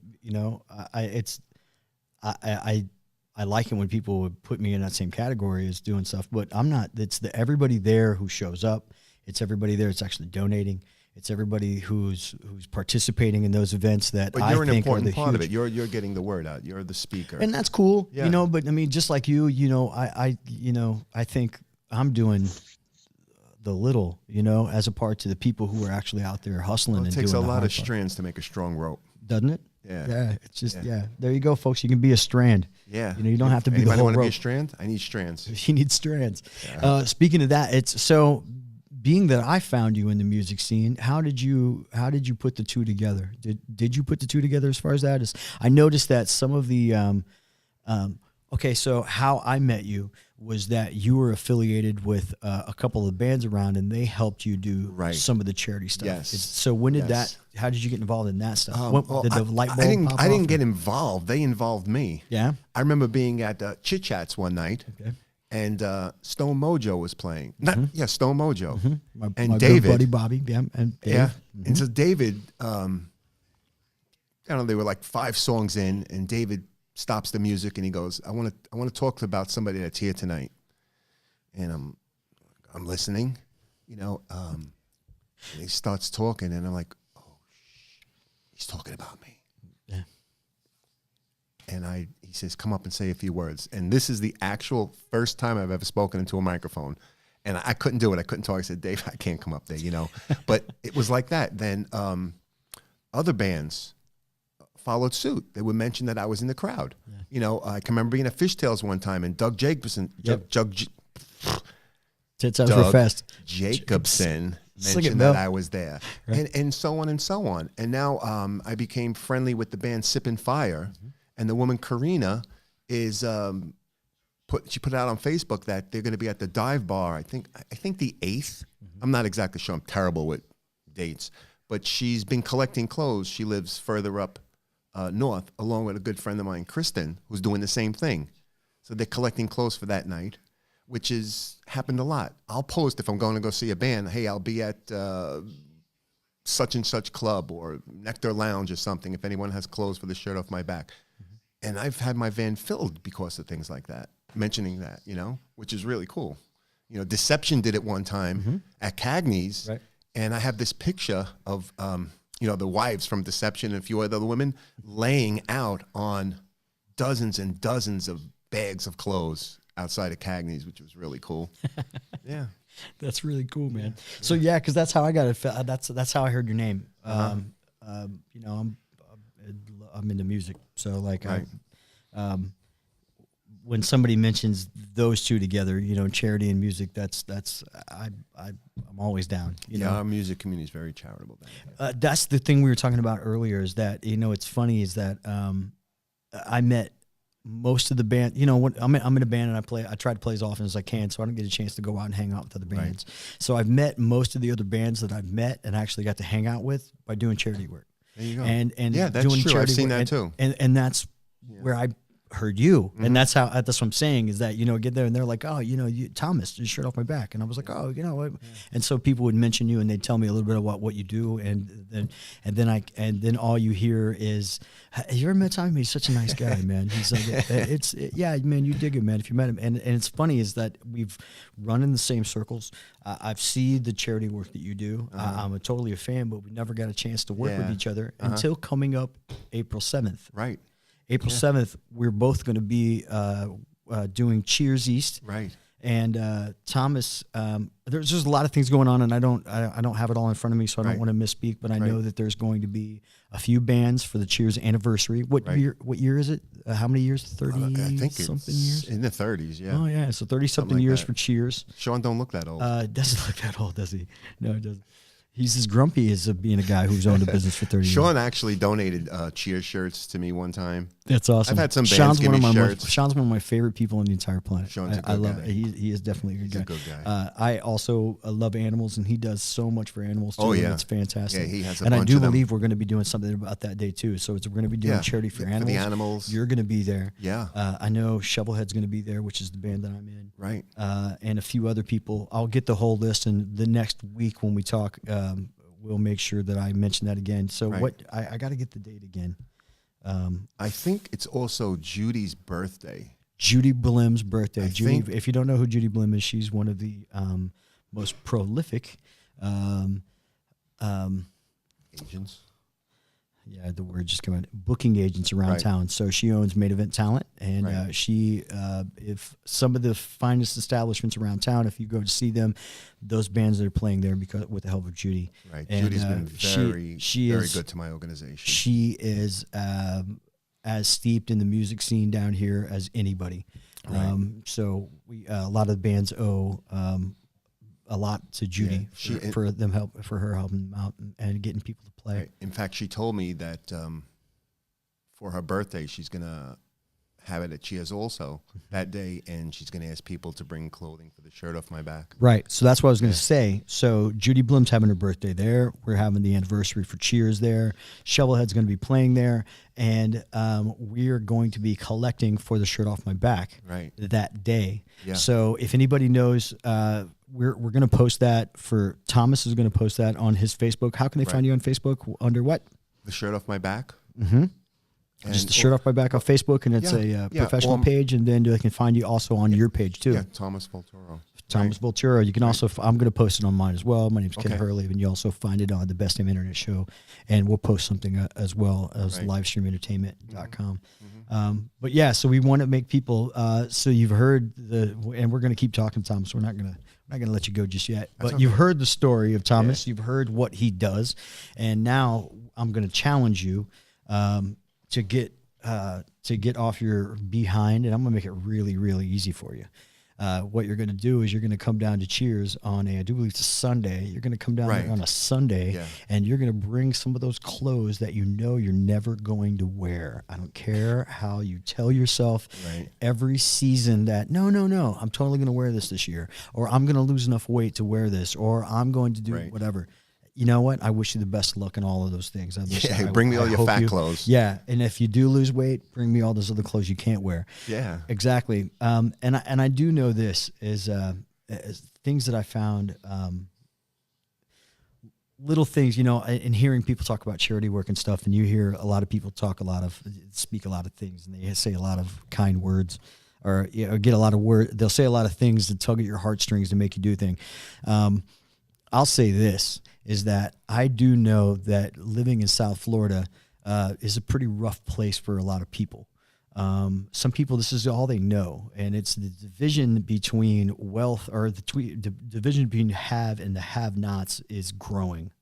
And so there's a lot of us in the middle there, and there's a lot of us that even if we only have $1 to your name, you've got $1 more than the next guy. Yeah, I know. So, a lot of people, I challenge those people is if you have, if you only need $1 and you have 3, give $1. Then you Right. got a spare, because there's a lot of people out there that just aren't making it. And you can feel however you want to feel about society and, about that. But I guarantee doing something good for somebody and starting that chain and that energy of helping somebody out does nothing but help you and help the guy next to you and help the community next to you, because the happier you are and the more you get used to doing those things, it's contagious to the dude next to you, and then you all start paying it It forward. is a lot of people get on board. They love it. Yeah, and then you find you're living in a community of people of givers instead of takers, and then you find that the people that you're hanging around with are probably happier. Yeah. Yeah. So it's a Yeah. great, I have people ask me all the time, when are you going out next? I want to go out. I want to hand out clothes. right? Yeah. Yeah. I'm telling you, it's contagious, man. It's contagious. I've Way had better families, than a Facebook I've had like. families come out and get into it. Yeah, right. And that's the part that I'd feel good about. I would feel good about the part of Kids seeing it. seeing it. That's how the way the things can be instead of. I've had my niece bring her daughter, you know, Yeah. this is great. My friend Sammy brought her kids Keep out. hiding behind you. That's what he's telling me.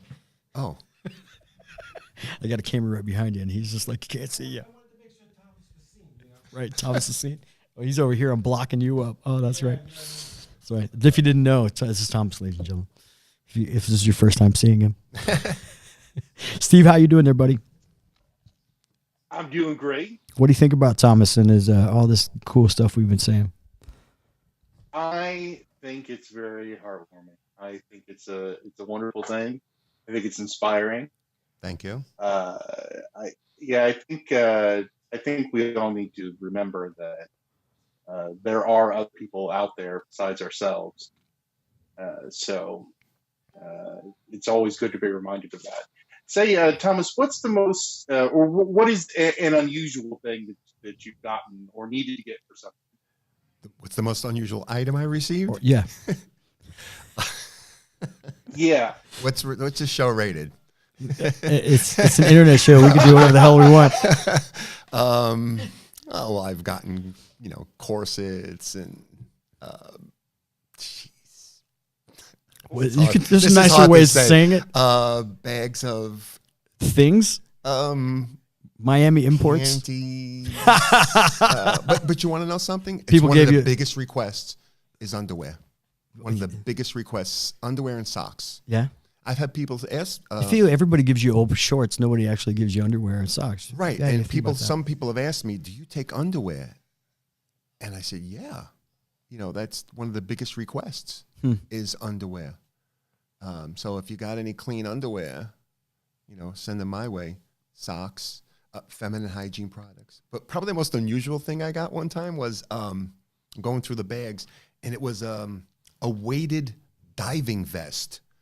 It looked like this big black vest with weights in it. So somebody gave you a weight. I think they maybe have misunderstood exactly what you needed. It was weird. I mean, you know what? Everyone's intentions are good. I'm sure. This This is funny though. Yeah. But How it that was a made it. weighted, like it looked like one of these bulletproof vest looking things. It was gigantic. Like I didn't even know how you would put it on. It's funny that you were trying to find a nice way of saying somebody gave you weed. No, I never got that. Oh, what you got? Some of the others, the white stuff. No. Or you're saying baggies of things that somebody accidentally left in pants or whatever. No, bags of panties. Oh, bags of panties. Yeah. Oh, that's. Yeah. Oh, I thought you were talking about Yeah. drugs. Because that's why I brought up underwear. No, that's why I brought up underwear. People. I was gonna say because always I've ask for I've had those times where you come out, you're like, "Mom, that's not mine. I was totally holding it for a friend." No. Found this in the washing machine. Yeah. No, I don't know what you're talking about. No, it's not mine. Yeah, no. right. Totally. Yeah, that's probably the most I could see unusual that happening thing. though. I could totally But see that like I said, everyone's intentions are good. happening. No, of course. they are. I've gotten Especially doing something like this. It's not like they're trying to just clean out the closet. And you know what? Even if they are, they're cleaning out the closet. right. So Right now, people Can't be that have bad. been so generous. I mean, if I had to estimate how many articles of clothing I've received and I've handled, it's got to be in the hundreds of thousands. Wow. Without a doubt, over all these years. that's amazing. I might have 5,000 articles in my van right now. When's the first time? Was how long ago, or as far as time wise, did you do your first? Did you first share it? Well, you took it to your friend Oh, that's probably about 6 years ago. about 6 years ago. Yeah. And that's when I remember you. I was going to say I remember actually my ex-wife Kelly, she has a picture of you during Christmas time, and we donated coloring books and toys. Oh, wow. So Cool. Yeah, we came out. And we She have also- I had a bunch of pictures. I couldn't make it that day because I had some stuff to do, but I had a bunch of. I had to take a bunch of pictures. One time I put a request out. I needed boxes, and Kelly told me come to her job. Yep, They have all. I know all about it. Yeah, Right. I mean, That's what a I'm saying. So we van travel full of around. boxes. So we travel around the same circles. I just haven't had a chance to Yeah. actually hang out with. you. Yeah, we're doing it now. It's real cool. Yeah, Cool, man. I'm glad you dig it. Yeah. Yeah, but I knew all about all that. I didn't have any part of that. Kelly, she's also got a huge heart. So Yeah. she as soon as she heard what you did, she had to be involved in that, and I thought that was really really cool. yeah. I mean, So. it's friends of friends, who don't know me, Yeah. but see what I do because I tag their friends Yeah. in a picture. Now, not only do my 600-700 friends see it, their 500-700 friends saw them give, and then they contact me and say, I have a bag. How do I get it to you? That's awesome. It's all the time. If I Look don't at me keep checking being my the bad guy bringing up weed. if I don't keep checking my phone, I miss people's messages. So I have to keep checking my phone. That's awesome. Yeah. Yeah, that's great, man. You're such a cool guy, man. You're such I a know. it's such I a don't genuine know. dude. I love I it. don't know. I try. You ever get any? Does anybody ever give any flack? Everybody think you're doing it for the wrong reasons. I've had a couple of times people have said to me, pretty recently, somebody posted something about, I don't know if they were directing it right at me, but about people posting what they do. When you post what you do, you're making it about yourself and not the people you're helping. Right. But see, I brought that up earlier about like you see the guy that has the picture of the check. You know what I mean? And it's just the picture of him in the check. Right. It's not actually, I don't see that with you. I see that you picture the actual people that you're actually helping. Right. I see you actually taking the time to drive those shirts and those pants and those underwear to the bad neighborhood Panties. to actually, and panties to really I'm in trouble. give them to it's only trouble if you're saying it in a creepy way and you're not. No, I'm so not. when you're actually taking those to those neighborhoods yourself and giving them away, how selfish is that? Once in a while, I might be in a picture, but it's me being silly in the picture. There's nothing wrong with that. You deserve people that. are happy. You totally deserve that. Oh. And like we said before, that you're gonna have, no matter who you are in life, folks, you're gonna have people that are gonna love you and hate you for the exact same reasons. Yeah. So the fact that he'll go out there and take a picture with somebody's gonna go, man, that's really endearing. That's awesome. He's out there doing it. Yeah. And you're gonna do the same another person who, whatever they have in their life that's making them Krabby I don't let Patties. it deter me. Right. And no, you can't. You know what I mean? Nothing. Right. Nothing negative anyone might say about what I do can affect me. How could it be a negative? It can't. Well, I've had a few of them, but I would never let it affect me or of course. deter me from doing what I'm doing. And that's why because the people who know me best, that they know me. Right. And that's all that really matters, and now right? a whole bunch of other people got to know me. Thanks Well, I to you. hope so. No. Hey, man. I really appreciate you having me bro, on. I'm just This a blows guy. my mind that I'm actually doing this. I'm just a guy. This is your first podcast internet show. This is my first time in front of a microphone. That's what dude, you second. He gets on the microphone, folks. We're doing the mic check, and he was like, I sound like an asshole. Oh, I definitely And I'm like, now no, I hear my dude, you voice, and I'm totally like, don't. no. You totally don't. You sound fine. I feel bad for all the people I talk to because this is what I sound like. No, you're fine, man. You're fine. Terrible. You can hear Can you hear your parents in your voice when you hear yourself? No, my mother would correct me. You can hear the Brooklyn though, can't you? Oh, well, yeah. Yeah, that ain't never going to go. Right. In fact, hope I you got it, write though. the way I speak. People think, I'm not spelling something right. Right. But I never say going. I say going. Going. I don't use the G. Yeah. How do Because you if say I put the G, they're going to say, who wrote that? You don't going? talk like that. Yeah. Yeah, I'm going. Talk. Exactly. You don't talk like that. No, I'll never conform. Ever.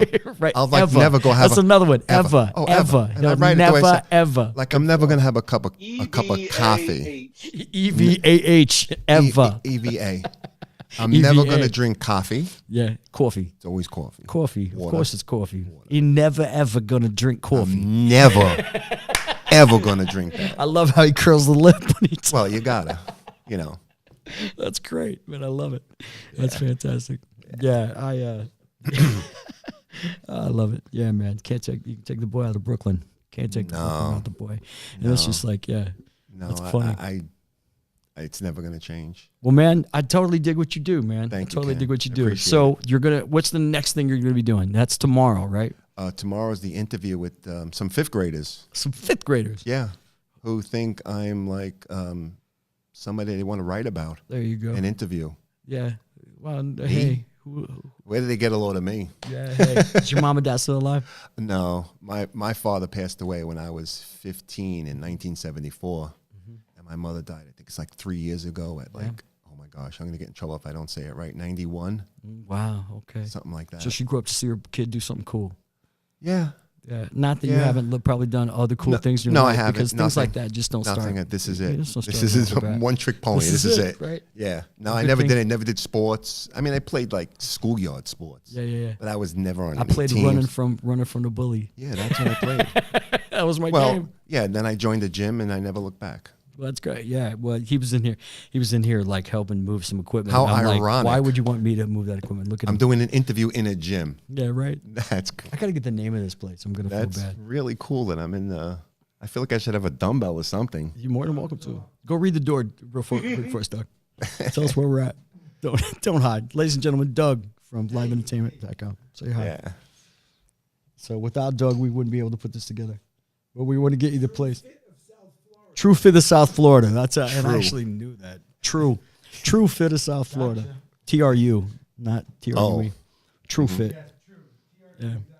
But they were gracious enough to let us, they were gracious enough to let us broadcast here today. Yeah, it's so cool. And we're working on having a permanent place and trying to make it. Actually, that's not exactly true. We are going to have a place that we're probably going to do it more regularly. But we, folks, we're going to be trying to bring you all kinds of stuff. I actually would like to try to broadcast live from when we do the Cheers thing. Sure. I want to bring you a little bit of that. I don't want this this thing that I'm doing, the thing that we're doing, Doug and I and Steve.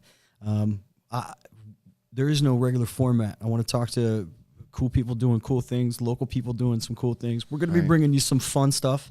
Right. I mean, I have a lot of friends and a lot of different avenues in life, and then we're going to be talking to a lot of them. But I'm gonna try to take you to some concerts. I'm gonna try to take you some places. We're gonna go and see Thomas in his element. You know, talking to that people, would be getting cool. shirts in, man. That would be pretty cool. I want to do it all, man. Mm-hmm. To let you know what we've got coming up here on the Best Damn Internet Show, next week we're going to be talking to Abby Davis, and I'm actually going to be interviewing her. The week after that, we got something very, very special. Should I tell him about it now? Should I tell him what's going to be happening? Well, I have a very, very dear friend. He's like a brother to me. His name is Chris Blinston, and he's a world-famous tattooist. He was actually on the TV show Ink Masters, Season 6. He owns a shop right here in Coral Springs, Florida, named No Hard Feelings. And Chris is I'm going to take you, all of you folks in internet land, behind the scenes and show you what it's like to get a tattoo from start to finish by a world famous guy. Not where we just do a stencil. We're probably going to have him draw it on freehand, and he's going to tattoo it, and he's going to be tattooing me live on the Best Damn Internet Show. And I know everybody's like, where? I have room. Yeah, on your palms. And actually, what's funny is that people were asking, they were like, should you do it as maybe you should make like a poll, like where you want to get it tattooed. And so I was going to put like places that I had, the places that I had available. Uh-oh. Right. I want to tell you some funny, this is funny because this actually got crazy because we were like, okay, places that I have available, which we have a PG section. Mm-hmm. Uh-oh. And then what I was thinking about asking the folks out there, which is a really dangerous thing to do, of what I should get tattooed. Now, instead of just leaving it up to anything, I was going to make a list of maybe 5 or 6 things that I thought would be harmless to get, because we are working under a time frame, so I don't have like all Can't be day to big. get tattooed. I'm going to be like 2 hours worth of tattooing, right, from start to finish. And the whole time we're going to be talking to him and everything while I'm getting tattooed and all that. So the funny thing is that I have, I don't have any children. I have, I do have a child. His name is Marley, and that's my cat. Right. So I thought it would be the funniest. Somebody actually thought it'd be the funniest thing in the entire world if I get a picture of my face, my cat's face on my butt. And I said that was the funniest thing in the entire world. That it's so funny that I just might do it. And you could stream that live? Yes. Oh, well, boy. it would be naked, and it would be on the hip-ish part. No, it's not live stream porn. We're not going to show it. Yikes. It's just the cat's face I can't wait to see it. on my ass. So we're gonna have some fun, folks. We're gonna, yeah. If I gotta take something gotta like that, laugh. I You just to gotta let you laugh know. when you Look, can. man, I'm a confident dude. I don't yeah. need to prove nothing to nobody, and I get that sense of talking to Thomas. You're not doing this because you have anything to prove. No, You're nothing. doing this because you love doing it. And you're fine with who you are. That's the way I was and raised. so am I, man. And everybody knows me. They love. I know I love tattoos. I got a billion of them. Just a couple. Yeah, but they all make sense. Look at you, looking to be all inspiring and shit. I try. I'm all- I try. If you saw some of my tattoos, Thomas, if you saw some of my everywhere. tattoos, you'd run. Oh, I don't think so. All of these were gifts. I think so, They were all gifts. All these. and that's great. And that's the people that like you, man. People that they. This was the first one that my dear friend's daughter made for me, who's like my granddaughter. She made me this one about 4 years ago. I never took it off. For those who can't see, if you can't see anything, it says There Thomas. it is. Yep. Little name bracelet. Everybody gave me something. That's fine, and they all have peace, man. They all talk about Well, I peace. grew up in the '60s. You know. Yeah, bro. You know. I get it. I dig it. I dig Yeah. it, man. I dig it. Yeah. It's, you know, it invokes thought. Yes, it does. So, I mean, if you see this, what do you see? Oh, it's the peace symbol, but Right. You imagine, just said yeah. peace. Yeah, You just said peace. right.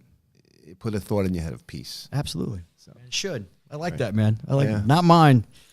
Mine incites silliness and Hey, you know what? Teach his own. yeah. Is that a microphone? I get it. Yeah, actually, it was a Music notes. microphone for. Yeah, that was for my. I got that. It's really funny. Is the irony of the whole thing is I got that. That's one of the first tattoos. This was one of the first big pieces that I had Right. for my friend Chris who tattooed it, and that's a Shure 55 microphone. And Oh, you know, I was going to say, it looks like one. yeah, I'm Shure just kidding. I don't know 55. anything about It looks that like stuff. one Shure 55, but I got No that clue. from. I got that from my buddy Chris, and I got it from my mother, who hates tattoos. Yeah. So like, here, I'm going to give you a tattoo because you hate them. Apparently, that was a good thing. She was like, I'd rather you just not have them. So, Well, it's too late. but I did that, and I did my guitar, and that's for my dad. So Uh-huh. he played guitar. So Oh, okay. yeah, so I got that for them. It's funny. Everybody's like, oh, you have your mic and everything. It's not for me. It's for, Right. for yeah. them. Yeah. I mean, other than this from the 90s that everybody was having. Everybody had them, bro. You know, that Everybody had was 'em. I went into the mall one time. You know, that's the guy's version of the lower of the tramp stamp. Oh, yeah? Yeah. Let me tell you something. When they got over here, Yeah. You know. pouring sweat. Well, that's why I tell them, you know, you're alive because you feel like you're dying. It was it horrible. hurts inside there. It was horrible. They've come a long way, I think, with the needles that they use, the device. whatever Actually, called. it's not. Yeah, it's the. You hardly it's hear the 'em, you tattoo hardly machine. feel it. Well, you can do them now to where they're rotary and they're so smooth. It's like butter. Oh, yeah. The girl who did this and this, I hardly felt it. Well, we're going to be showing them all that in a couple of weeks, and that's going to be fun. And I don't know what he's going to use. We'll go through all the stuff because he's sponsored by a few tattoo machine companies and Oh, all that. He's cool. got some cool stuff. All right. And we'll talk. Yeah, it's going to be fun. So the next time that we see you is going to be the Cheers thing, right? Yes. So anyone who's coming, if you have any clothes, blankets, pillows, toiletries. Do you know the date with that? Oh, gosh. Somebody tell me. Yeah, I'm going to look it up. So we can have that. I know Judy's watching. Yeah, she definitely knows. She's the one who told me. Yeah, actually, she's the one that gave me your number. Yeah. That's what we were talking, and she said She's she was talking she's all right, about, that lady. Yeah, she is all right. We were talking. You want to hear a quick little story about Please. Judy? Yeah. I'm sure you know, and a lot of people know him. For those who don't, Judy's father passed away approximately a month or so ago, and I didn't know it, but I do a lot of work for Judy at her house, and I've gotten to know her parents and, you know, her family, and My condolences to you, Judy. I didn't. her father was an amazing man, and I didn't know it, but Judy told me that her father told her in lieu of flowers, he wanted people to bring clothing to his wake for the shirt off my back. How amazing is that? I lost it crying. I'm sure. You don't understand. At the cemetery, they filled my van. People filled my van That's a beautiful with thing. clothing man. because of Albert, her father. Alvin, I'm sorry. Excuse me, Judy. Alvin. Yeah, that was that was pretty cool for a man to, you know, his last wishes to make that request. That's pretty for amazing. me. Jeez, that was huge. I'm trying to look up here to get a little. Let's see if I can find something for the anniversary.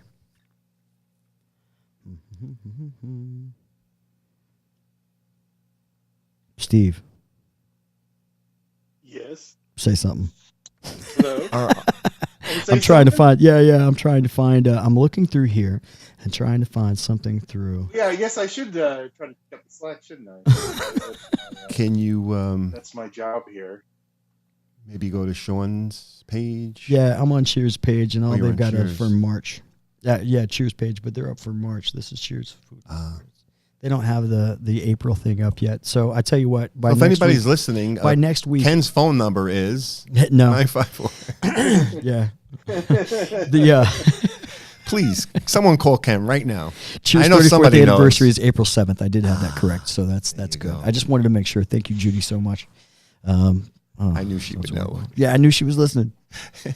Love you, Thank you, Judy. Judy. So, but yeah, that's. I knew it was April 7th. I just wanted to make sure. But we're gonna have, like I said, several bands there. Thomas is gonna be there. We're gonna be doing. I'm pretty sure we're gonna be doing a charity set up by Sean for animals of some sort, and Judy Blim's birthday.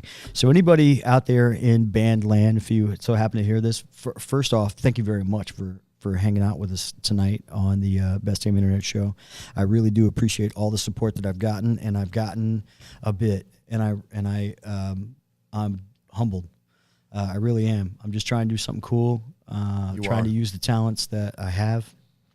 Well, you and- really helped get my word out. I really well, appreciate it. I think anybody who has any kind of voice should use that to help lift others up, just like you. Thank you. Well, I mean if that. you help me, you're helping others. Well, that's what I'm saying. So, like, I have a platform. It's not a big one, Right. but I do have a platform, and I think that if I don't use that, then I'm doing myself a disservice by trying not to help others that are really doing something cool. Right.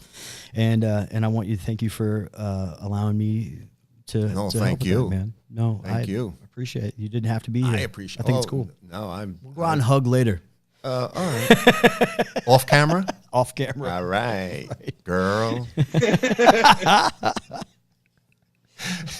And on this note, I'm going to, ladies and gentlemen, we're going to say goodbye to Thomas. Thomas, you go ahead and unplug. I want to thank you so Bye-bye. much for being here, my friend. Thank you very much, Ken. And we're going to, April 7th, folks, make sure you see Thomas at Cheers off of Cypress Creek. You'll find it through all of our Facebook pages and everything. I'll, We're going to I'll share it as well. Yeah, man. I want everybody to come out and actually be a part of this. So, Thomas, thank you Thank you again, very my much, friend. Ken. Everybody. Thank you. Yeah, Thomas, with the shirt off my back. There's still good in the world, folks. People are still doing a good thing. I think it's really awesome that. There's a lot of good in the world. Yeah, I mean, other than everything that Steve talks about before in the news before we Yeah, start talking. I'm the only one spreading hate, but we need to balance it out, right? There's Right. too much good in the world right now. Too much good in the world. Can there be too much good in the world, Steve? Well, yeah. Can That's why there? I need to balance it out with With your my negative, awfulness. all your awfulness. Yeah, I thought it was. I always have heard. Every time I've heard Thomas's name, I've heard it mentioned synonymously with charity work and helping others. And Seriously, That's a pretty it awesome kind of thing. makes me wonder. It kind of makes me wonder.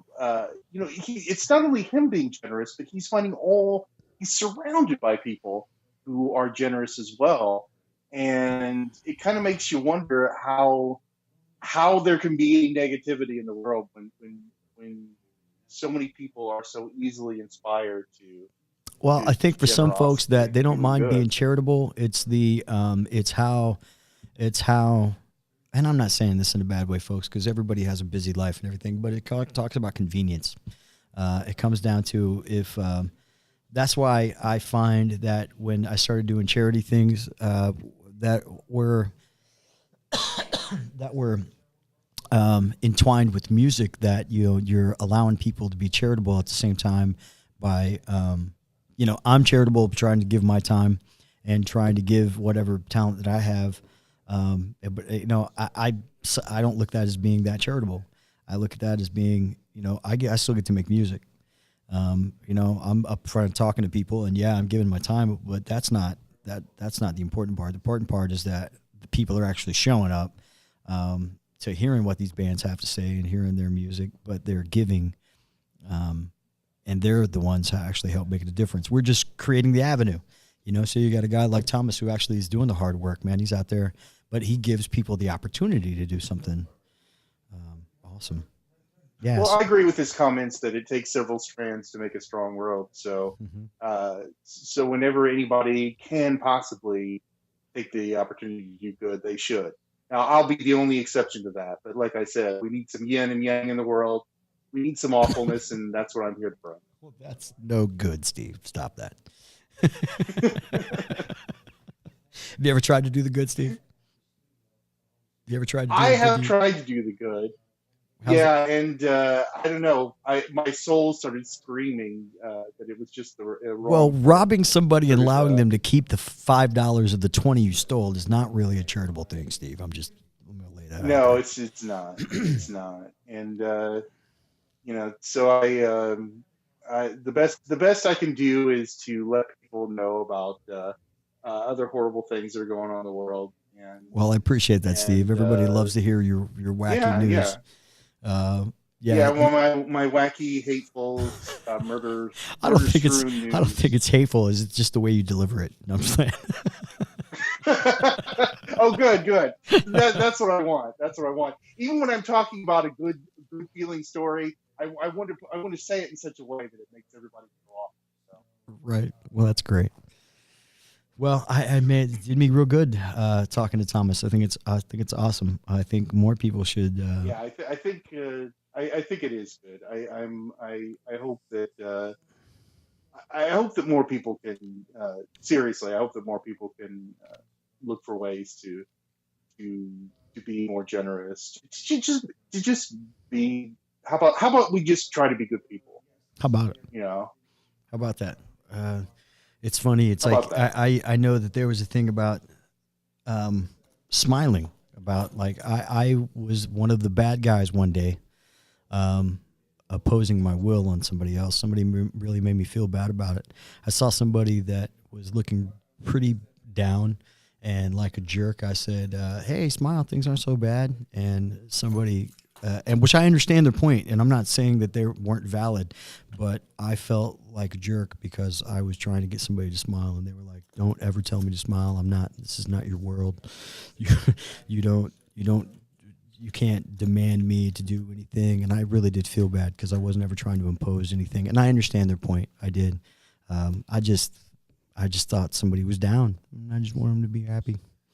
I was like, "Hey, things aren't so bad." That's what I look like. So I can't even say that anymore. I can't even say, everybody should smile. Everybody should do what they want to do. And if you want to be bitter and mean, go ahead, I guess. Thank God there's people like Thomas. Next time, scream that out. Hey, do what you want to do. Right? Yeah, right. I think but thank goodness there's guys like Thomas that make you genuinely smile just for the things that you do. You know what I mean? Give you an avenue to do something good for somebody, fairly painless. It can help you out too by taking all that space in your closet, freeing up some of that room, decluttering. At the same time, you're really helping people in need, like genuine people in need. And you got guys like Thomas that are making it happen, and I think that's awesome. So applause to Thomas. One more time. Some hand clapping. Yeah. So next week, we're going to be talking to Abby Davis, and we're going to talk to her about the New Rock Revival magazine. So she's the lady that I was blessed with her interviewing me last week. For those that got to check that out, if you haven't got a chance to see that, go check that out. That was episode 2 of the Best Damn Internet Show. Before that, we talked to a young lady about the Cannabis Club, about investing into the cannabis industry. And she's actually doing pretty well. I actually got to see her live stream. She did a live stream about her meetup. So that happened after our show. That was actually pretty cool. If you get a chance to see that, Steve, you should watch that.